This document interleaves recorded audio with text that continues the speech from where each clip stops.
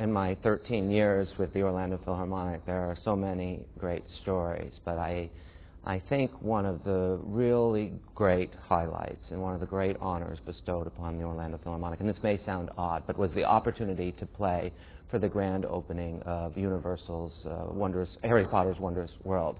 And that in of itself was an honor enough, but we were conducted by the great John Williams, who of course composed all of that great music and is truly,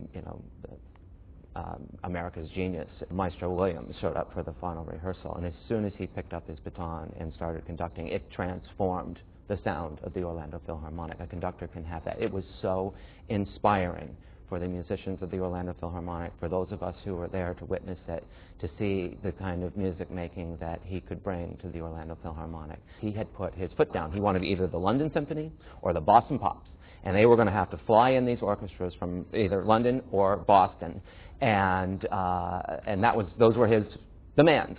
And once we sent him recordings of the orchestra, and once some people from Universal came to the concerts, they knew they had a prize-winning, award-winning orchestra right here in their backyard. And so Mr. Williams agreed to conduct the Orlando Philharmonic. And he penned the most genuinely kind, sincere, complimentary letter that we have ever received. He didn't have to do that. And I get goosebumps right to this day thinking about what a great thrill it was performing with John Williams. We've had incredible success with ticket sales. In 2007, 2008, we had about 1,400 subscribers, and this 2012-2013 season, we are creeping toward 4,000 subscribers. We're about 3,800 subscribers. It is an enormous increase. We've had double-digit growth increase in subscription sales each and every year during what has been the worst recession in American history since the Great Depression, and people have remained passionate about the programming of the Orlando Philharmonic. Our mantra is exciting programming marketed well. You have to have both. We have to have exciting programming, and we have to tell the story about why it's exciting programming. I like to think, and I do believe, that every Orlando Philharmonic concert is an event, and the musicians are some of the best in the country, if not the world. I mean, our performances are as good as any American orchestra. I'll put us up against anybody. And people respect and appreciate that, and they come in record numbers. We elevated the musicians from what is generally the bottom of the totem pole and put them at the top of the totem pole. Equal setting with the community board of directors. Our bylaws mandate that 25% of the positions on the board of directors be filled by musicians in the orchestra. Unheard of to this day. Most American orchestras have no musicians on the board on purpose. Some might have one or two. Often they're non-voting, and they're never on executive committee where the real decisions are made. And we break down all of those barriers. We have a musician who serves on the 5-member executive committee, and we talk about things open and honestly at every level, no matter how difficult it is.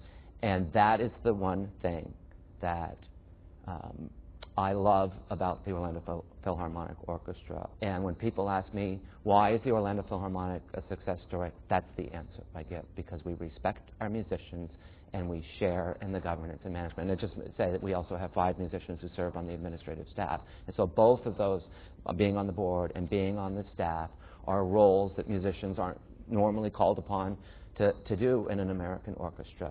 Well, we have a tremendous track record of fiscal responsibility. I really give credit to the founders and to the board of directors. We all work together to ensure financial equilibrium each and every year. We've never had a penny of red ink.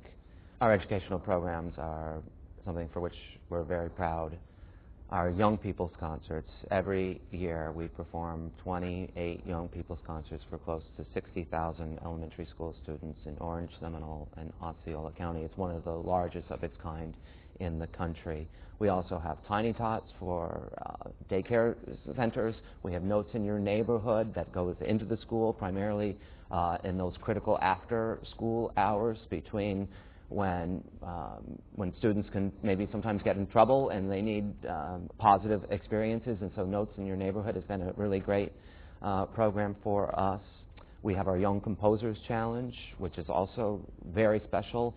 It started out as the Orlando Young Composers Challenge, and now it's the National Young Composers Challenge. We have adult classes. We have it's called Sounds of Music, an adult music appreciation class. We have about 100 people who sign up every year. They want to know more. They go to the concerts and there's mysteries about symphony orchestras and why does that one person come out at the top of the, what is, as a maybe a minor example, but they want to know more about the evolution of a symphony orchestra. How did it go from Haydn to Mahler, and what were the changes that occurred? They want to know this information, and when they know this information, they can enjoy the performances more. They become more passionate supporters, and so our adult music appreciation classes have been really great. So we're out there as much as we possibly can, nurturing people's interests and passions for symphonic music.